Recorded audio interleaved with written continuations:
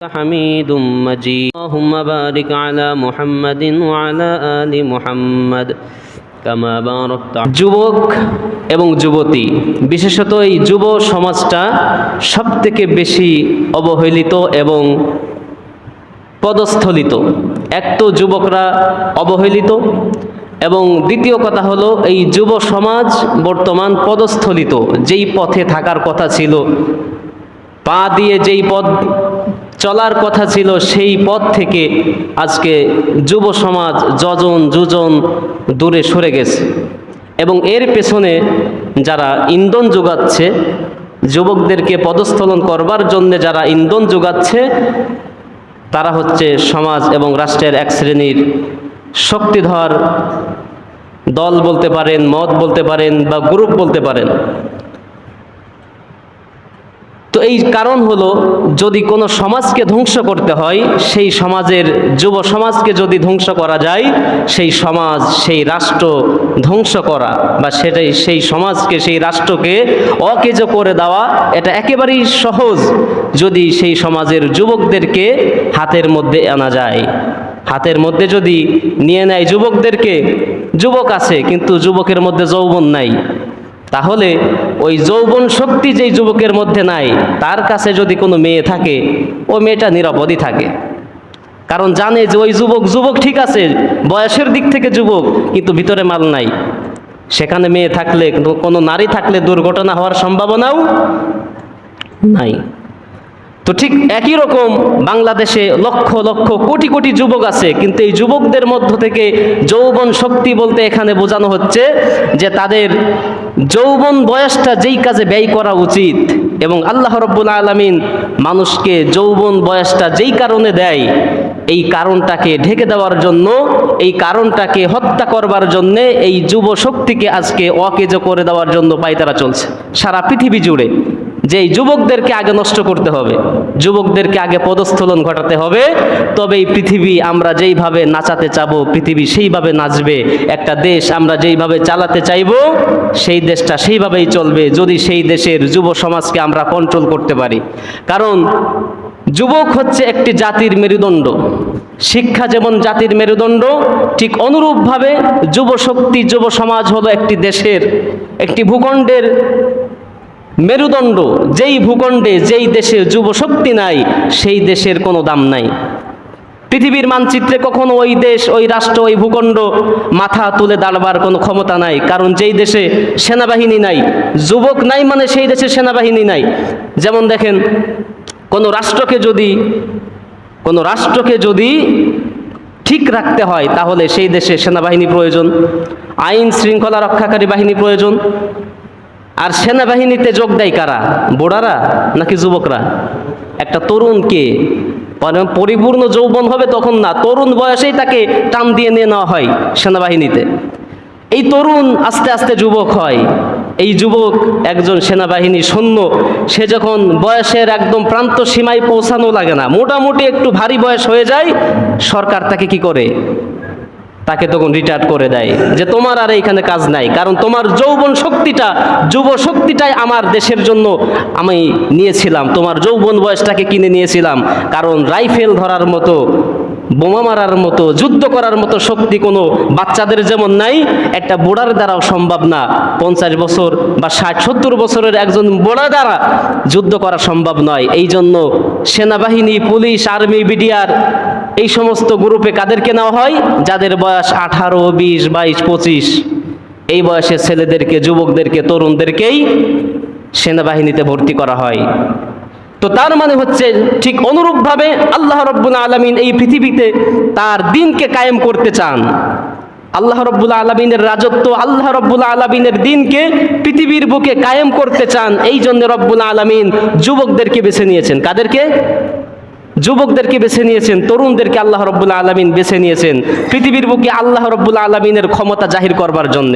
একটা দেশের সরকার যেমন তার দেশকে সুরক্ষিত রাখার জন্য যুবকদেরকে বেছে তাদেরকে পুলিশের চাকরি দেয়, সেনাবাহিনীর চাকরি দেয়, আর্মি বানায়, বিডিআর হচ্ছে, র্যাব হচ্ছে, ঠিক অনুরূপভাবে আল্লাহ রাব্বুল আলামিন তার জমিনে তার খোদায়িত্ব জাহির করবার জন্য, প্রতিষ্ঠিত করবার জন্য দেশের মধ্যে পৃথিবীর বুকে যুবকদেরকে তিনি বেছে নিয়েছেন, কারণ যুবক ছাড়া আল্লাহর দিন আল্লাহর জমিনে প্রতিষ্ঠিত করবার মতো হিম্মত কোনো মানুষের নাই, এটা আল্লাহ পাক ভালো করে জানেন। আর এই কারণে রব্বুল আলামিন পৃথিবীর বুকে লক্ষ লক্ষ নবী এবং রাসূল প্রেরণ করেছেন। কোন নবী এবং কোন রাসূল বুড়া বয়সে নবুয়ত পান নাই। শুনেছেন কোনোদিন ওয়াজে, কোনো বইয়ে, কোনো ইতিহাসে যে অমুক নবী তিনি ছিলেন বুড়া? পেয়েছেন এরকম? না, পাবেন না।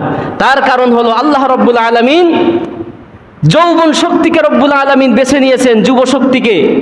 আল্লাহ রব্বুল আলামিন যুবকদেরকে পছন্দ করেন, ভালোবাসেন। তিনি তো খালেক, তিনি আলিমুম বিযাতিস সুদূর, তিনি সৃষ্টিকর্তা, তিনি মানুষের অন্তরের অবস্থা, শারীরিক অবস্থা সব জানেন, বোঝেন। এই জন্য রব্বুল আলামিন সব নবী যাদেরকে বানিয়েছেন সকলকেই যৌবন বয়সে নবুয়ত দান করেছেন। তরুণ বয়স, কাউকে তরুণ বয়সে নবুয়ত দান করা হয়েছে, কাউকে যৌবন বয়সে নবুয়ত দান করা হয়েছে। আল্লাহ রব্বুল আলামিন আল্লাহর হাবিব সাল্লাল্লাহু আলাইহি সাল্লাম হাদিসের মধ্যে বলছেন, আল্লাহর নবী বললেন, মা বাআসাল্লাহু নাবিয়্যান ইল্লা শাববান ওয়ালা উতিয়াল ইলমা আলিমান ইল্লা শাববান সুম্মা তালা ক্বালু সামি'না ফাতান ইয়াযকুরুহুম ইউকালু লাহু ইব্রাহিম। আল্লাহর নবী বলেন, এই পৃথিবীর মধ্যে রব্বুল আলামিন যাদেরকে নবুয়ত দান করেছেন তারা সবাই ছিলেন যৌবন বয়সের, তারা সবাই ছিলেন যুবক বয়সের। যৌবন বয়স ছাড়া রব্বুল আলামিন কাউকে নবুয়ত যেমন দান করেন নাই, ঠিক অনুরূপভাবে ওয়ালা উতিয়াল ইলমা আলিমান ইল্লা শাববান, কোনো জ্ঞানী ব্যক্তি জ্ঞানী হতে পারে না, কোনো ডাক্তার, ইঞ্জিনিয়ার, বিজ্ঞানী হতে পারে না, জ্ঞানী হতে পারে না যতক্ষণ পর্যন্ত সে তার বয়সের একটা সন্ধিক্ষণ পর্যন্ত না পৌঁছায়। একজন ডাক্তার হবে, তো একজন ডাক্তার কি 12 বছর বয়স বা 15 বছর বয়সে ডাক্তার হতে পারে? পারে না, কারণ সে ক্লাস 1 থেকে পড়ে তাকে মোটামুটি মাস্টার্স কমপ্লিট করতে হয় বা সেদিকে গিয়ে পড়াশোনা করতে হয়। দেখা যায় ডাক্তার পাস করতে করতে 28 বছর 30 বছর বয়স, তার মানে সে পরিপূর্ণ যৌবন বয়সে। একজন ইঞ্জিনিয়ার হবে, সে কিন্তু 12-14 বছর বয়সে তার দ্বারা সম্ভব নয়, তার বয়স মোটামুটি 25-26-এ গিয়ে ঠেকে। একজন বিজ্ঞানী হবে, তার বয়স মোটামুটি 30 আপ থাকতে হবে, 30, 35, 40, 50 বছরে গিয়ে সে তার জ্ঞানের পরিধিকে বিস্তৃত করতে পারে এবং প্রতিষ্ঠিত করতে পারে। তো নবীজি সাল্লাল্লাহু আলাইহি সাল্লাম বলছেন, যেমনিভাবে রব্বুল আলামিন কোনো তার নবুয়তকে দান করেছেন, কোনো যুবক ছাড়া নবুয়ত দান করেন নাই, ঠিক অনুরূপভাবে কোনো আলেম, কোনো জ্ঞানী হতে পারে না যতক্ষণ পর্যন্ত ওই ব্যক্তিটি যৌবন বয়স না পায়। যৌবন বয়স তাকে পেতে হয়, এরপরে সে জ্ঞানী হতে পারে অথবা তাকে নবুয়ত দেওয়া যেতে পারে। এরপরে রব্বুল আলামিন আল্লাহর হাবিব সাল্লাল্লাহু আলাইহি সাল্লাম পবিত্র কুরআনুল কারীমের মধ্যে সূরা আম্বিয়ার একটি আয়াতে কারিমা তিনি তেলাওয়াত করলেন। সে আয়াতটি হযরত ইব্রাহিম আলাইহিস সালাতু ওয়াস সালামের ব্যাপারে আল্লাহ রাব্বুল আলামিন অবতীর্ণ করেছেন। সেটি কি? ক্বালু সামি'না ফাতাই ইয়াযকুরুহুম ইউকালু লাহু ইব্রাহিম। এরপরে রব্বুল আলামিন বললেন, তারা বলছিল ক্বালু সামি'না, তারা অর্থাৎ পত্তলিকেরা, মূর্তি পূজকরা, এরা বলছিল যে সামি'না ফাতান ইয়াযকুরুহুম ইউকালু লাহু ইব্রাহিম। মানে এর গল্পটা ছিল বা ইতিহাস ছিল, এর প্রেক্ষাপট ছিল এরকম যে ইব্রাহিম নবী তিনি যখন নবুয়ত লাভ করলেন, সর্বপ্রথম তিনি যখন নবুয়ত লাভ করলেন, তিনি মানুষদেরকে দাওয়াত দিলেন কিসের? দেখলেন যে তার সমাজে মানুষ সবথেকে বেশি যে অপরাধের সঙ্গে জড়িত সেটি হলো মূর্তি বা ভাস্কর্যের ইবাদত করা। কিসের ইবাদত? মূর্তির উপাসনা করা বা ভাস্কর্য তৈরি করা। এই গুনাহের সঙ্গে মানুষ বেশি জড়িত। এই জন্যে নবী ইব্রাহিম আলাইহিস সালাতু ওয়াস সালাম তার সমাজের মধ্যে তিনি দাওয়াত দিতে লাগলেন, এই মূর্তি পূজার অসারতা তিনি তুলে ধরলেন। কিভাবে? আল্লাহ রাব্বুল আলামিন বলছেন, ইয ক্বালা লিআবিহি ওয়া কওমিহি মা হাযিহিত তামাসিলুল্লাতী আনতুম লাহা আকিফুন। সমাজের মধ্যে, রাষ্ট্রের মধ্যে শুধু মূর্তি পূজা হচ্ছে, ভাস্কর্য বানিয়ে রাস্তায় রাস্তায়, মোড়ে মোড়ে দাঁড় করিয়ে রাখা হচ্ছে। যখন ইব্রাহিম নবী এই অবস্থা দেখলেন যে এক আল্লাহকে বাদ দিয়ে এই প্রতিকৃতি বানানো, ভাস্কর্য তৈরি করা, মূর্তি তৈরি করা, এগুলি তো বড় শিরিক, তখন নবী ইব্রাহিম আলাইহিস সালাম তিনি কি করলেন? এই মূর্তির বিরুদ্ধে তিনি সোচ্চার হলেন, বক্তব্য দিতে লাগলেন। তিনি কি বলছিলেন? ইয ক্বালা লিআবিহি, সর্বপ্রথম তিনি তার পিতা ইব্রাহিম আলাইহিস সালাম তার বাবাকে দাওয়াত দিলেন এবং তার কওম, তার সম্প্রদায়ের লোকদেরকে বললেন, মা হাযিহি তামাসিল, যে হে আমার পিতা, হে আমার কওমের সম্প্রদায়ের লোকেরা, আপনারা বা তোমরা এটা কি মূর্তি তৈরি করতেছো, কিসের প্রতিকৃতি তৈরি করতেছো? আনতুম লাহা আকিফুন, এই মূর্তি তৈরি করে তোমরা মূর্তির পায়ের কাছে তোমরা বসে থাকো, মূর্তির পায়ে সেজদা করো, এটা আবার কি ধরনের পাগলামো? এটা আবার কিরকম কথা? যখন নবী ইব্রাহিম আলাইহিস সালাম মূর্তি পূজার অসারতা তুলে ধরলেন, তখন তার কওম এবং তার পিতা কি উত্তর করেছিল? ক্বালু ওয়াজাদনা আবাআনা লাহা আবিদিন, তারা উত্তর করেছিল আবাআনা লাহা আবিদিন, এই যে মূর্তি পূজা আমরা করি, এই মূর্তির উপাসনা করি, মূর্তি তৈরি করি, এই মূর্তির উপাসনা আমরা আমাদের বাপ দাদাদেরকে করতে দেখেছি, আমরা আমাদের বাপ দাদাদেরকে এই মূর্তির উপাসনা করতে দেখেছি, এই জন্য আমি বা আমরা এই মূর্তি বানাই, মূর্তি বেচি, কেনা বেচা করি এবং মূর্তির ইবাদত করি, মূর্তির পায়ের কাছে এসে আমরা ইতিকাফ করি, অবস্থান করি। তো তখন নবী ইব্রাহিম আলাইহিস সালাম কিন্তু এখনো নবী হন নাই, তিনি নবুয়তের দায়িত্ব এখনো পান নাই। নবুয়তের দায়িত্ব পাওয়ার আগেই তিনি এইরকমভাবে মূর্তি পূজার অসারতা তিনি যখন তুলে ধরলেন, এক পর্যায়ে আমরা অনেকেই জানি এই বিষয়টি, ইব্রাহিম আলাইহিস সালাম তিনি সব মূর্তি ভেঙে বড় মূর্তিটির কাঁধের উপরে কোড়াল ঝুলিয়ে রাখলেন। তো ঘটনাক্রমে যখন সব এই মূর্তি পূজকরা বাহিরে থেকে যখন ইবাদত গৃহে যখন ঢুকলো, তাদের যে পূজা মণ্ডপ, এই মণ্ডপে এসে দেখে সব মূর্তিগুলি ভাঙা, বড় মূর্তির কাঁধের উপরে কোড়াল ঝোলানো। তো কে করেছে? সবাই জিজ্ঞাসা করছে যে এই কাজটা কে করলো? আমাদের মাবুদদেরকে ভেঙে চুরে সব তছনছ করে দিল, কার এত বড় সাহস? তখন কিছু মানুষ যে উত্তর করেছিল, সেই উত্তরটি আল্লাহ রাব্বুল আলামিন সূরা আম্বিয়ার মধ্যে লিখেছেন। আল্লাহ পাক বলছেন যে ক্বালু সামি'না ফাতান ইয়াযকুরুহুম, ফাতান মানে হলো যুবক, যে তারা বলছিল যে আমরা একজন যুবককে চিনি, একজন যুবককে আমরা জানি, সেই যুবকের নাম হলো ইব্রাহিম, সেই সম্ভবত এই কাজ করেছে। দেখেন, তাহলে নবী, মানে আমি বোঝাতে চাচ্ছি যে যৌবন বয়সকে আল্লাহ রাব্বুল আলামিন কতটা পছন্দ করেন যুবকদেরকে, যে নবীর ব্যাপারে বলা হচ্ছে না যে তিনি নবী, বলা হচ্ছে কি যে তিনি একজন যুবক। ইব্রাহিম নবীর ব্যাপারে বলা হচ্ছে যে তিনি একজন যুবক ছিলেন। তো ইব্রাহিম আলাইহিস সালাতু ওয়াস সালামকে যখন ডাকা হলো, অনেক আলোচনা, এক পর্যায়ে তাকে আগুনের মধ্যে নিক্ষিপ্ত করা হলো। আল্লাহ রাব্বুল আলামিন আগুনকে বললেন, ইয়া নারু কুনি বারদান ওয়া সালামান আলা ইব্রাহিম, হে আগুন তুমি আমার ইব্রাহিমের জন্য ঠান্ডা, শান্তিদায়ক, ঠান্ডা হয়ে যাও, বেশি ঠান্ডা না আবার বেশি গরমও না, শান্তিদায়ক একটা পরিবেশ তুমি সৃষ্টি করে দাও, আমার ইব্রাহিমের জন্য একটা পশমও না পড়ে। তো এটা ছিল যুবকরা যে আল্লাহর নবী হয়েছেন তার একটা প্রমাণ। 2 নম্বরে, যে সকল যুবক যৌবন বয়সে, এবং আমি আমার ইউসুফকে রাষ্ট্র ক্ষমতা দান করলাম এই যৌবন বয়সে, সুবহানাল্লাহ, একই সাথে নবুয়ত দান করলাম এবং মিশরের রাজত্ব আমি ইউসুফের হাতে তুলে দিলাম, ইউসুফকে মিশরের প্রেসিডেন্ট বানিয়ে দেওয়া হলো। তো তাহলে ইব্রাহিম নবী যখন নবুয়ত পেলেন তখন তিনি ছিলেন যুবক, তিনি ছিলেন যৌবনে, এবং ইউসুফ নবী যখন নবী হলেন তিনি ছিলেন যুবক। 3য় নাম্বার, যিনি যৌবন বয়সে নবুয়ত পেয়েছিলেন, হযরত মূসা কালিমুল্লাহ। মূসা আলাইহিস সালামের ব্যাপারে আল্লাহ রাব্বুল আলামিন বলছেন, ফালাম্মা বালাগা আশুদ্দাহু ওয়াস্তাওয়া আতাইনাহু হুকমান ওয়া ইলমা, আমার মূসা যখন বয়স সন্ধিক্ষণে পৌঁছে গেলেন, অর্থাৎ যৌবন পেলেন, আমি রব্বুল আলামিন তাকে জ্ঞান এবং হিকমত দান করলাম। জ্ঞান এবং হিকমত দান করার অর্থ হলো নবুয়ত দান করলাম। বালাগা আশুদ্দাহু ওয়াস্তাওয়া মানে একদম ম্যাচিউর হয়ে গেলেন, পরিপূর্ণ বয়সে পৌঁছে গেলেন, এই সময় আমি তাকে নবুয়ত দান করলাম এবং তাকে কি বললাম, ইযহাব, তুমি যাও, ইলা ফিরআউনা ইন্নাহু তাগা, তোমার বয়স হলো যৌবন বয়স। তোমার কি বয়স? যৌবন বয়স। এই যৌবন বয়সে তুমি বসে থেকো না, তোমার এখন শরীরের রক্ত গরম, তুমি সব বোঝো, ভালো মন্দ সব বোঝো, সব দেখো, তোমাকে নবুয়ত দিলাম, তোমাকে দায়িত্ব দিলাম, তুমি দায়িত্ব নিয়ে বসে থেকো না, তোমার এই জ্ঞান শক্তি নিয়ে তুমি বসে থেকো না, তুমি এখন যাও কোথায়?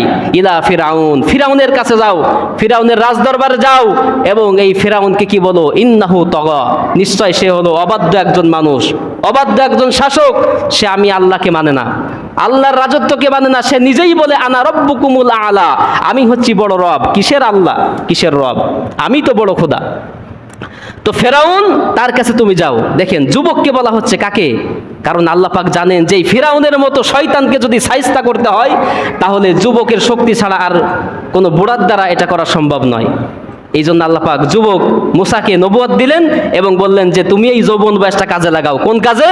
যে ফেরাউন হচ্ছে দেশের মধ্যে অনাচার সৃষ্টি করে, সে মানুষের ক্ষতি করে, মানুষকে হত্যা করে, ছেলে সন্তানদেরকে হত্যা করে, কন্যাদেরকে জীবিত রাখে, যাতে তার থেকে কোনো সন্তান ক্ষমতা গ্রহণ করতে না পারে।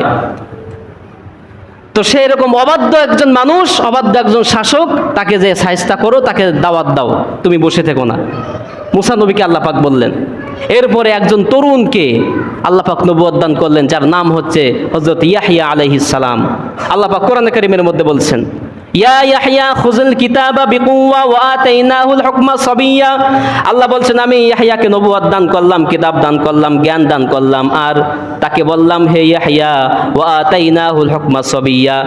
তাকে দান করার পরে আমি বললাম যে হে ইয়াহইয়া, আপনি বা তুমি এই কিতাবকে শক্তভাবে গ্রহণ করো, অর্থাৎ আপনাকে যে নবুয়ত দেওয়া হয়েছে, যে হিকমত দেওয়া হয়েছে, এটাকে তুমি কঠিনভাবে গ্রহণ করো। তোমার প্রতি যে দায়িত্ব, এই অবহেলিত মানুষের, নির্যাতিত নিপীড়িত মানুষকে রক্ষা করার দায়িত্ব এখন তোমার বয়স হলো, তুমি তরুণ। কাকে বলছেন? ইয়াহইয়া নবীকে বলছেন। ইয়াহইয়াকে আল্লাহ পাক ডেকে বলছেন তুমি এখন তরুণ বয়সের, তোমার রক্ত গরম, তুমি সব দেখো, সব বোঝো, কাজেই তোমাকে যে নবুয়ত দেওয়া হলো, তোমাকে নবুয়ত দেওয়া মানে আমি আল্লাহর পক্ষ থেকে তোমাকে বাছাই করা, কাজেই তুমি এখন বসে থেকো না, এই নবুয়তের দায়িত্ব নিয়ে, এই দাওয়াত নিয়ে তুমি আমার জমিনে আমার দিনকে প্রতিষ্ঠিত করবার জন্যে, আমার আল্লাহর খোদায়িত্ব জাহির করবার জন্যে, প্রতিষ্ঠিত করবার জন্য তুমি সংগ্রামে নেমে যাও। হযরত ইয়াহইয়া নবীকে তরুণ বয়সেই আল্লাহ পাক এভাবে নবুয়ত দিয়েছিলেন। আর একজন অমিত তেজা শক্তির অধিকারী যুবক বয়সেই যিনি নবুয়ত পেয়েছিলেন, তার নাম হচ্ছে হযরত ঈসা আলাইহিস সালাতু ওয়াস সালাম। হযরত ঈসা মাত্র 33 বছর বয়স। কয় বছর? 33 বছর বয়সে আল্লাহ রাব্বুল আলামিন তাকে নবুয়ত দান করলেন। এবং তার ব্যাপারে বলা হচ্ছে যে ইহুদিরা ষড়যন্ত্র করলো যে ইয়াহইয়াকে, আপনার কি বলে, ঈসাকে আর পৃথিবীতে থাকতে দেওয়া যাবে না, ঈসাকে আর এই জেরুজালেমে বাঁচতে দেওয়া যাবে না, কারণ তাকে যদি আমরা বাঁচিয়ে রাখি তাহলে আমাদের রাজত্ব সব শেষ। আল্লাহর রাজত্ব এই জমিনে কায়েম করবে, এই জেরুজালেমে আমাদের কোনো কথা চলবে না, আমাদের কোনো হুকুম চলবে না, আমাদের তৈরি করা কোনো আইন চলবে না, মানব রচিত কোনো সংবিধান দ্বারা এই দেশ আমাদেরকে চালাইতে দিবে না। এই চিন্তাধারা যখন তারা বুঝতে পারলো, কারা? ইহুদিরা, তখন তারা পরামর্শ করলো কি, যে ঈসাকে দুনিয়া থেকে বিদায় করতে হবে, তাকে ধরো, তাকে হত্যা করো, শূলবিদ্ধ করো। তো ঘটনাক্রমে আল্লাহ রাব্বুল আলামিন হযরত ঈসাকে জমিন থেকে তুলে নিলেন, আসমানে তুলে নিলেন।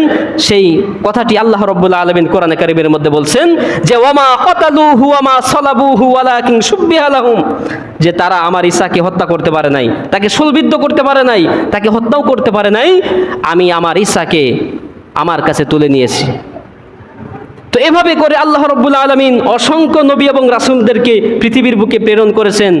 সব নবীরা ছিলেন যৌবন বয়সের, যুবক বয়সের। কোনো বাচ্চাকে অথবা কোনো বুড়া মানুষকে আল্লাহ রাব্বুল আলামিন নবুয়তের দায়িত্ব দেন নাই, কারণ এই যুব শক্তিকে রাব্বুল আলামিন কাজে লাগাতে চেয়েছেন, যে এই যুবক যেন তার যৌবনের এই শক্তিকে আমার দ্বীনের জন্য সে কুরবানি করে। কাজেই আমাদের উচিত, আমরা যারা এখন যৌবন বয়সের, যারা যুবক এবং তরুণ বয়সের, আমাদের উচিত যে আল্লাহ রাব্বুল আলামিন ঈমান দিয়ে আমাদেরকে, এখন তো নবুয়ত দিবেন না, নবী কি আর আসবেন?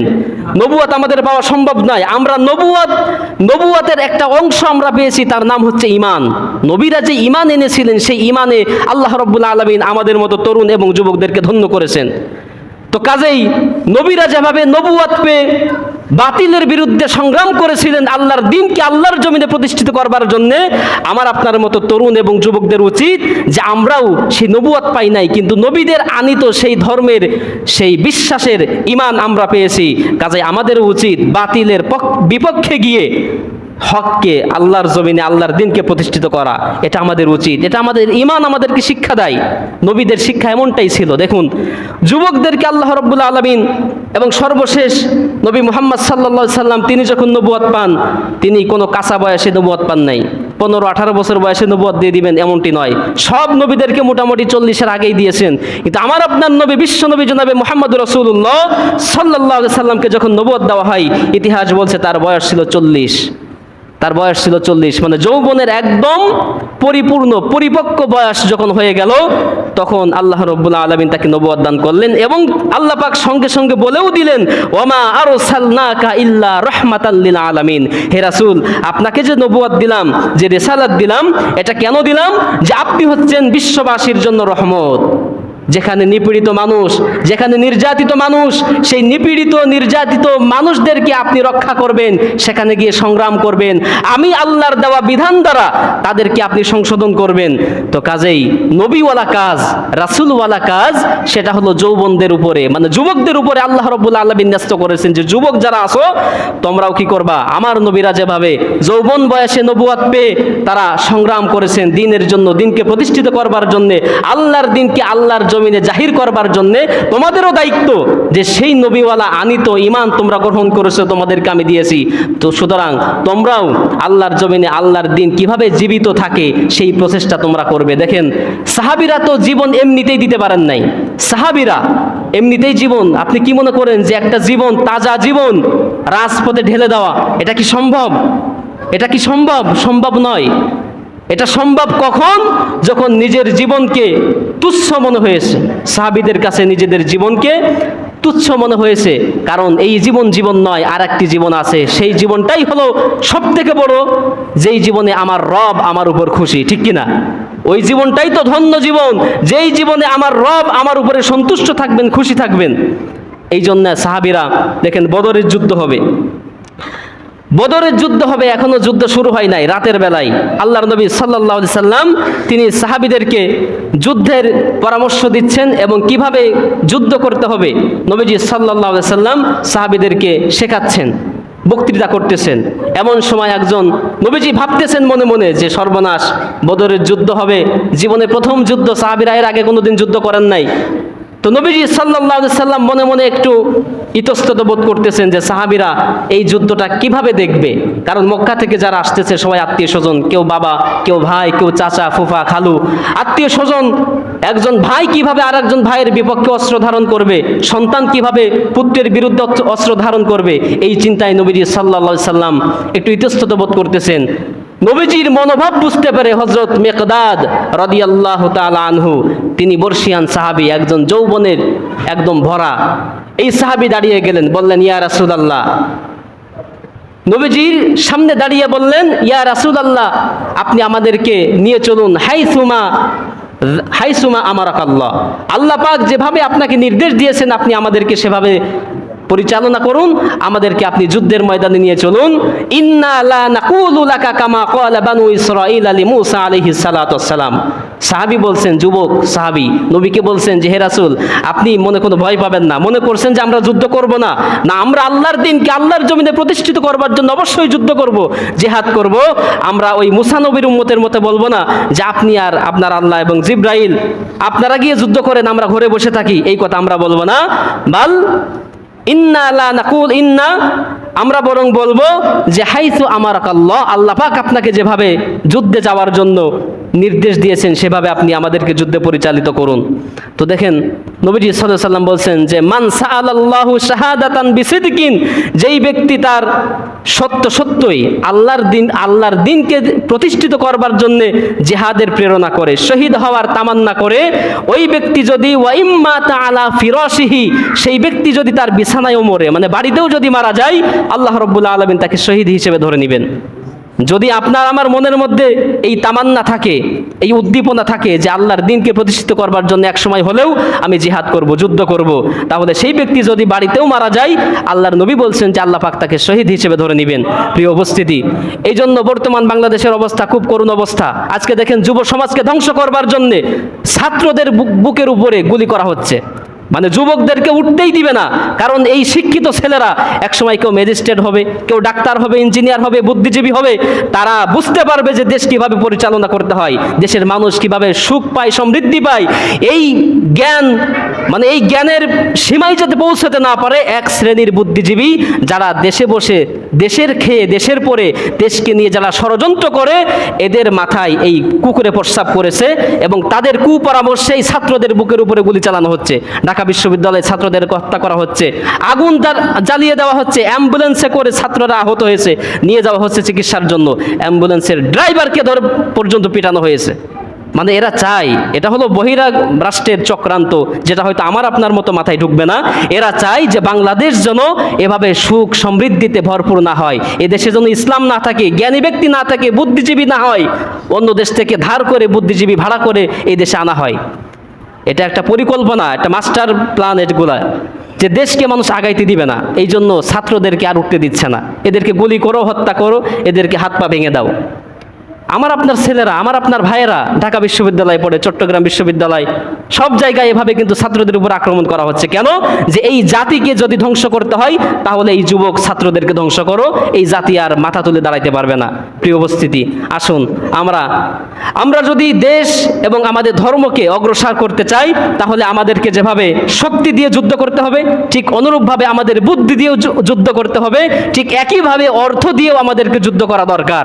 যেই সকল প্রতিষ্ঠানে, যেই সকল মার্কাজে, যেই সকল জায়গায় এভাবে করে দেশপ্রেমিক গড়ে ওঠে, যেখানে দেশপ্রেমিক গড়ে ওঠে, দেশপ্রেম হলো মানে একটা প্রবাদ বাক্যের মধ্যে আসছে যে হুব্বুল ওয়াতানি মিনাল ঈমান, এটা আমার হাদিস না, কেউ বুঝবেন না, ভুল বুঝবেন না, এটা হলো একটা প্রবাদ বাক্য যে দেশপ্রেম হলো ঈমানের অঙ্গ।